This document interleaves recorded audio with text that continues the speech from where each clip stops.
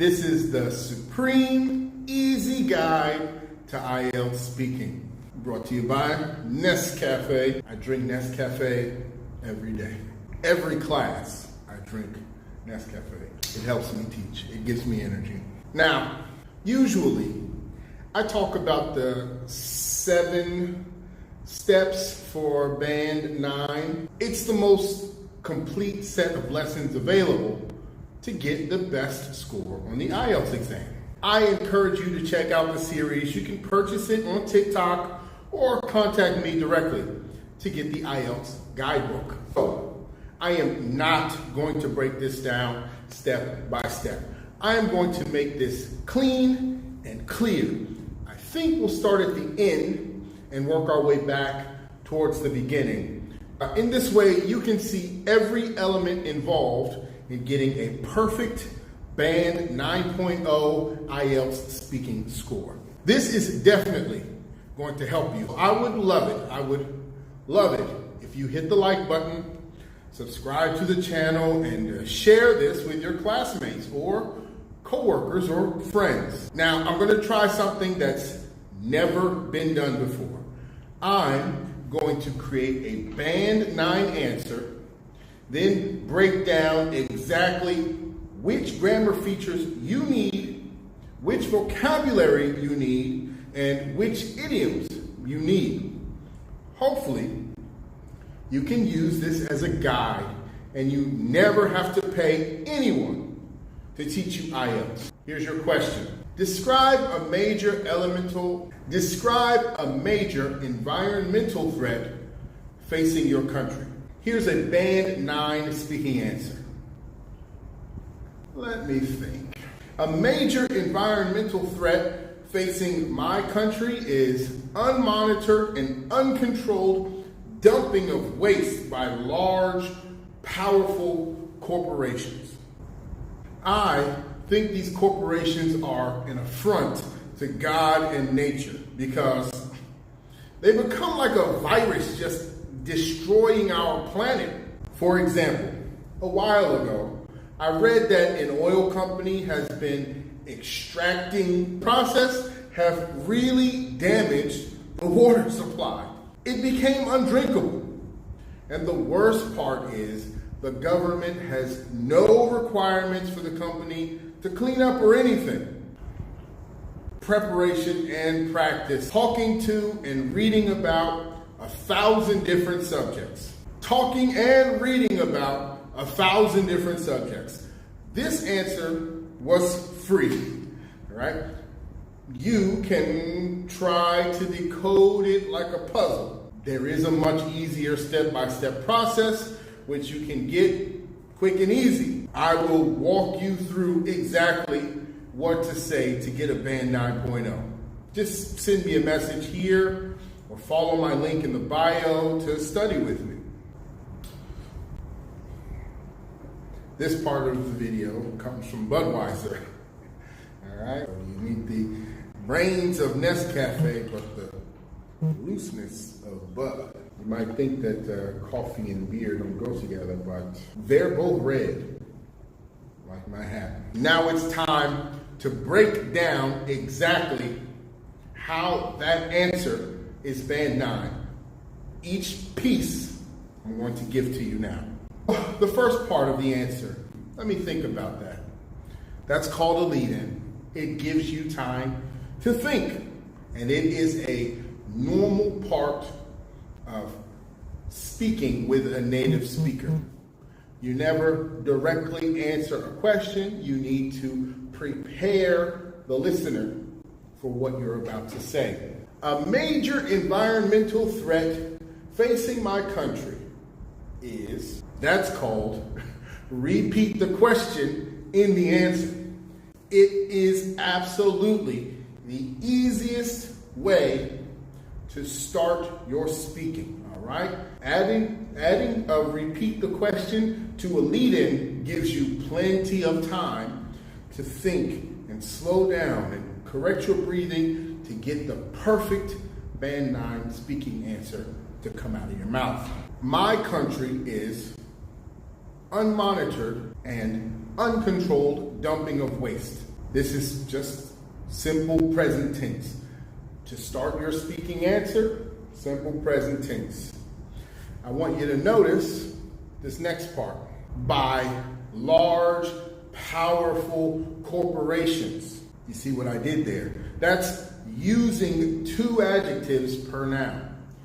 It's difficult for non-native speakers to get how common and necessary it is to quickly be able to describe a thing, all right? To give extra feeling and meaning to a simple word like corporations. Large, powerful corporations puts the listener's mind in a certain place to absorb your words. It's very high level stuff. It's not super difficult to do if you practice, but you do have to practice that skill. I'm going to go back. I said a major environmental threat facing my country is unmonitored and uncontrolled. So pay attention to these 2 words, unmonitored and uncontrolled dumping of waste. Notice both of those words have prefixes. Unmonitored, uncontrolled.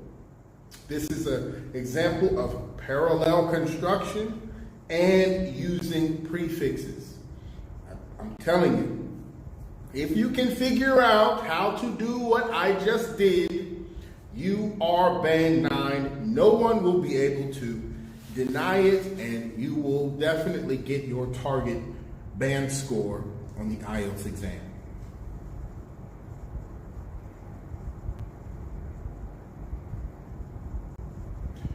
The last key for this very first section, dumping of waste by large, powerful corporations. Prepositions, baby. There's no rules for prepositions. You just have to learn them. And that comes from practice. Practice, practice, practice.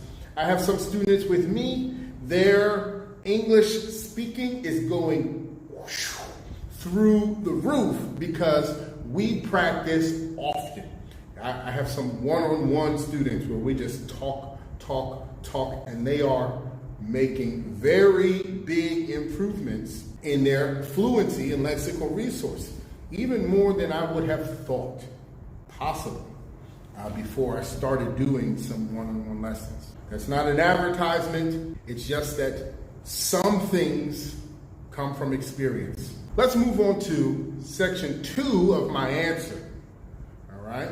I want you to notice first how expressive I am, how my body moves. My arms are open wide. I'm using my hands. My head is moving. This is body language. It makes up a very large to communicate. There's no ifs, ands, or buts about it. Sitting there like this. It's going to cost you points. You will get a lower score simply because your body language is wrong. Opening up your body also opens up your pronunciation, intonation, and emphasis. Those are 3 key parts of your pronunciation band score. But listen to these words. I think corporations are an affront to God and nature. That's a phrase you won't hear very often because it is an idiom. And an idiom is 100% necessary to get a high band score. If you follow my 7-step videos, even on TikTok or YouTube or anywhere, if you follow any of my previous videos that have the title 7 Steps or something about speaking, you will know that an idiom is necessary. You should know the idiom that I always recommend. It's not my cup of tea. It works. That idiom will work for every single speaking answer. However, if you are a true band 9 speaker, not someone who learned from me how to beat the exam, right? You don't have to be band 9 to get high marks on a test. You just have to know how to get high marks on the test. That's what I can teach you. But if you are a true Band 9 speaker, then you will have a number of idioms to slide into your answers, like the one I just gave you. Notice the tense here. Because they become like a virus destroying our planet. Switching tenses. I just switched to the progressive tense. Grammatical range and accuracy is one of the key parts of your IELTS speaking exam. You have to be able to show grammatical range and accuracy. Not just using different tenses, but switching correctly. Now I'm going to do something, it's called omitting the relative pronoun. Many languages have a feature where you don't always need to say who or what you're talking about because it's understood. Part of speaking good English is knowing what your listener knows based on what you have said. This happens naturally in your subconscious if you grew up speaking English. But if you didn't, you don't know exactly how to judge which words you said before and what they make your listener think. I know how to make you think sad thoughts or make you think that something is negative without ever saying anything negative. And I can also say words that make you think about corporations, and I don't say anything about corporations. That's Band 9 speaking. You don't have to do that to get a Band 9 on the exam, but I'm just showing you what it is. If you want to guarantee you get a Band 9, you need to be able to do everything on this list. Here's how I omit the relative pronoun. I think these corporations, the subject, are an affront to God and nature because they, pronoun, become like a virus destroying our planet. Did you catch what I didn't say? I didn't say they become like a virus which is destroying our planet, right? Virus is a new noun. It's not a person. It's not a they. They doesn't actually fit when I make that simile. All right? That's another key part that I will tell you in a moment. A simile is when you compare one thing to another. They are unrelated, but they have similar characteristics. And you add the word like so that your listener knows that these two things are connected. A corporation and a virus, they're on completely different topics. But if I say corporation is like a virus, I've connected them with a simile. And when I do that, I don't then say a virus which is, or a virus that is destroying the planet. I leave out that relative pronoun. This is complex English grammar. You don't have to know it. You don't have to know it. But here in this video, now you do. As I said, you won't ever have to pay for another English speaking lesson. Just learn how to do everything I'm listing here. All right, make similes and omit relative pronouns where appropriate. Let's go to the next section, the final. Now, I spoke before about switching tenses. Here in this section is a very clear example of what I mean. In essentially 2 or 3 sentences, you're going to hear present simple tense, past simple tense, and present perfect tense. All right? This is a key skill, which, again, if you get my book on the 7 steps of Band 9 speaking, it's laid out very clear what you should say and when you should say it. Any answer in the entire IELTS exam, you're getting prepared. But again, you don't have to buy the book. You don't have to study with me. You don't have to get the series on TikTok. You don't have to get the course on Udemy. You don't have to spend any money. Just Watch this video, make some notes, and then do your best to do the same thing I do. Here go the tenses. For example, a while ago, I read, boom, that's simple, that an oil company has been, boom, present progressive, extracting shale oil, and the corrosive chemicals they used in the process have really damaged the water supply. It became undrinkable, and the worst part is the government has no requirements for the company to clean up anything. Present simple. You see how quickly you can switch tenses. There's another key phrase at the beginning of that part of the answer. It's called the adverbial phrase of time. What does that mean? It sounds complex, right? It's simple. I say, for example, a while ago. This is key. You need to do what's called describe the setting. Every story has a setting, a time, and a place. It's not a story if you don't tell the listener where and when it happened. This is an essential part of getting a Band 9, being able to tell a story in the correct order in a way that makes sense and uses a variety of vocabulary. Listen here to these words where I use a prefix and a suffix. The process has really damaged the water supply. It became undrinkable. Undrinkable. Prefix, drink, able, suffix.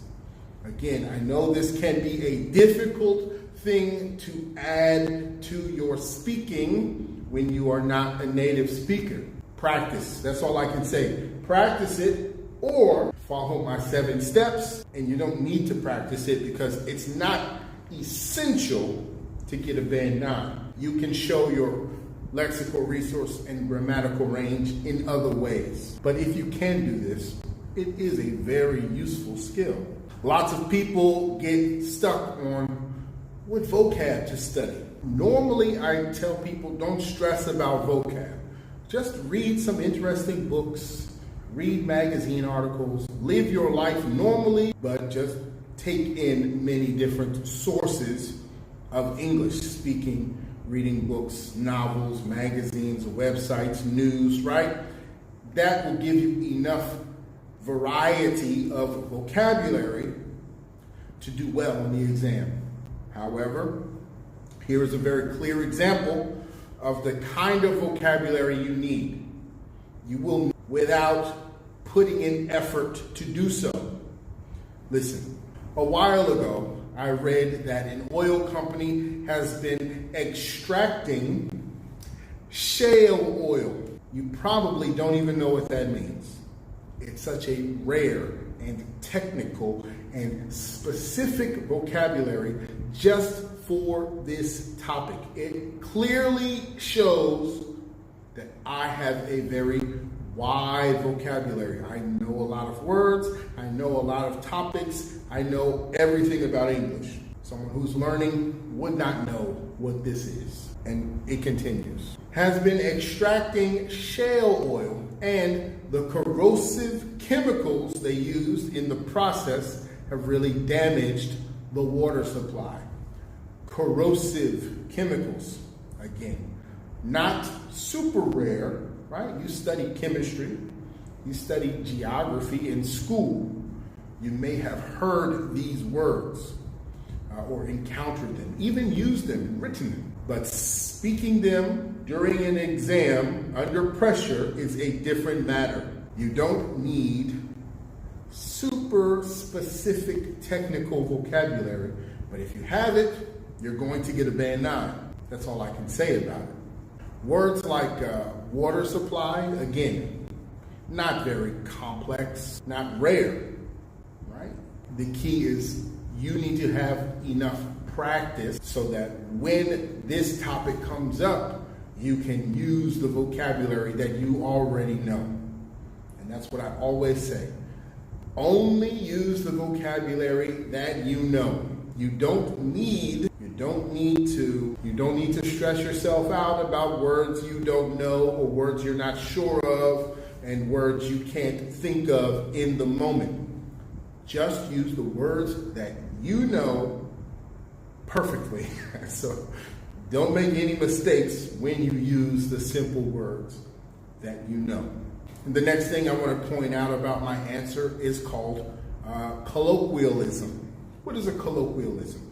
It's word or words you use to add some extra flavor, add some extra emotion to what you're saying.